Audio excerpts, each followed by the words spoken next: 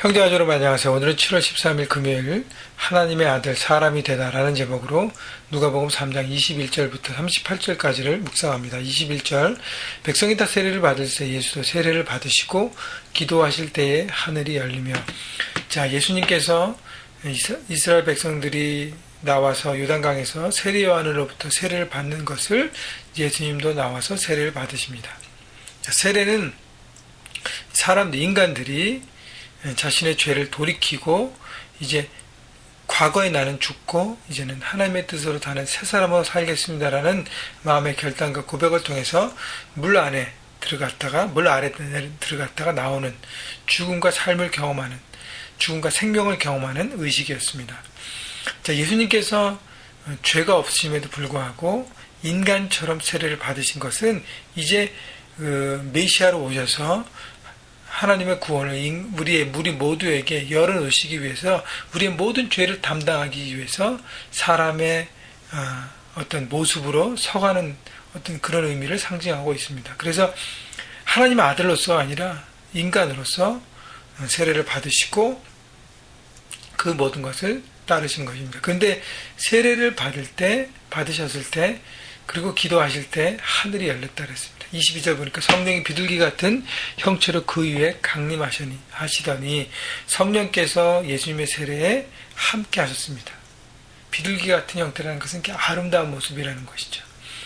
여러분, 하나님의 아들 되신 예수님께서 세례를 받으셨다는 것은 바로 그것은 하나님의 아들이 아니라 인간의 모습으로 쓰셨다는 겸손함을 얘기합니다. 하나님의 아들의 자리를 던지시고 우리 모두를 구원하기 위해서 인간의 모습으로 겸손하게 삶을 드리는 모습을 나타내는 것이고, 또 하나는 헌신됨이에요. 이제는 내가 중심된 삶이 아니라 하나님을 위한 사명으로 충성하는 삶을 살겠습니다라는 고백이 바로 세례인 것입니다. 바로 예수님의 세례인 것입니다. 그때 성령께서 임하십니다. 성령께서 임하신 다음에 그때 하늘로부터 소리가 나서 나기를 너는 내 사랑하는 아들이라 내가 너를 기뻐하노라 하시니. 자, 아버지 하나님의 음성이 들렸습니다. 여러분, 아버지 하나님 음성이 들렸고요, 성령 하나님께서 강림하셨고 예수님은 세례를 받으셨습니다.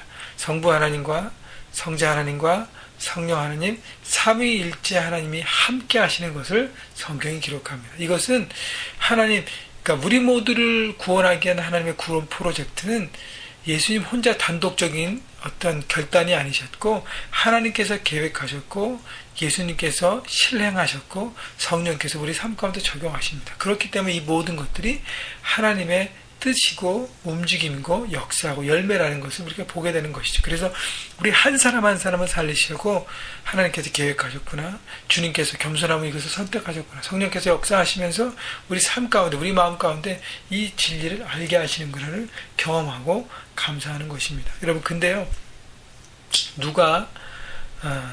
복음을 썼던 누가가 제2의 복음 사도행전에서 이렇게 얘기했어요. 1장 8절에 오직 성령이 너에게 임하시면 내가 권능을 받고 예루살렘과 온 유다와 사마리아 땅끝까지 이르러 내 증인이 되리라. 제자들에게 증인된 삶을 살라고 예수님께서 명령하셨습니다. 근데 조건은 성령의 권능을 받고라는 것입니다.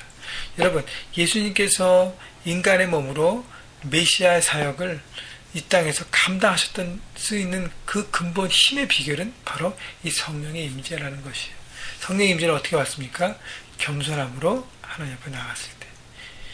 하나님의 아들이 아닌 인간의 모습. 우리에게는 내가 내 힘으로 살아갈 수 있다는 어떤 내 주인됨을 내려놓고 겸손한 모습으로, 하나님 저는 죄인인 인간입니다, 죄인의 모습으로 설 때 우리 성령의 충만함을 받을 수 있습니다. 또 하나는 내 삶의 중심이 내가 아니라 이제는 하나님을 위한 삶을 살겠습니다, 하나님께 내게 주신 사명대로 살겠습니다라고 헌신하고 나갈 때 성령께서 임하십니다. 그때 우리는 증인의 삶을 살 것이고 이 땅의 삶의 현장에서 하나님의 나라를 이뤄갈 것입니다. 여러분, 기억하시고 오늘도 성령 충만함을 구하십시오. 여러분이 겸손한지를 돌아보시고, 그리고 여러분이 죄를 고백하는지 돌아보시고, 죄인임을 고백하는지 돌아보시고, 그리고 나는 지금 누굴 위해 살고 있는가를 돌아보셔서 성령 충만할 가운데 오늘도 삶의 현장에서 하나님 나라를 이루어 가시기를 바랍니다. 23절부터 마지막 절까지는, 38절까지는 예수님의 족보에 나오는데 예수님부터 거꾸로 올라갑니다. 거꾸로 올라가면 31절에 그 위엔 나단이요 그 윗은 다윗이요라고 합니다. 다윗까지 올라왔어요. 예수님은 다윗의 후손이라는 것이죠. 왕으로 오셨다는 것이에요. 왕으로 오셔서 이 땅에 하나님 나라를 선포하고 우리를 다스리신다는 것을 보여주는 것이고요. 그 다음에 쭉 족보의 맨 마지막에 보면 38절 그 위는 에노스요 그 위는 셋이요 그 위는 아담이요 그 위는 하나님이시라. 하나님으로부터 연결된 족보입니다. 결국 하나님의 아들이 아담이라고 표현한 것처럼 우리 모두가 하나님의 자녀라는 거예요. 예수님이 하나님의 자녀로 왔던 것은 하나님의 아들로서 이 땅에 우리에게 오셔서 하나님의 뜻을 선포하셔서 혼자 이 뜻에 오신 것이 아니라 하나님으로부터 준비되어서 보내심을 받았다는 것을 얘기하고 있는 것입니다. 말씀하고 있는 것입니다. 여러분, 이 족보를 보면서 경험하는 것은 우리 모두는 하나님의 영적인 자녀들이에요. 여러분, 그렇기 때문에 우리 안에 기뻐함과 자부심이 있어야 되고요. 또 하나는 그 자부심처럼 삶의 현장에서 살아가야 하는 것이죠. 여러분 누구예요? 하나님의 자녀입니다. 여러분의 족보를 잊지 마시고 여러분의 스테이러스 잊지 마시고 이 땅 가운데 멋지게 능력 있는 그리스도인으로 살아가시기를 주님의 이름으로 축원합니다.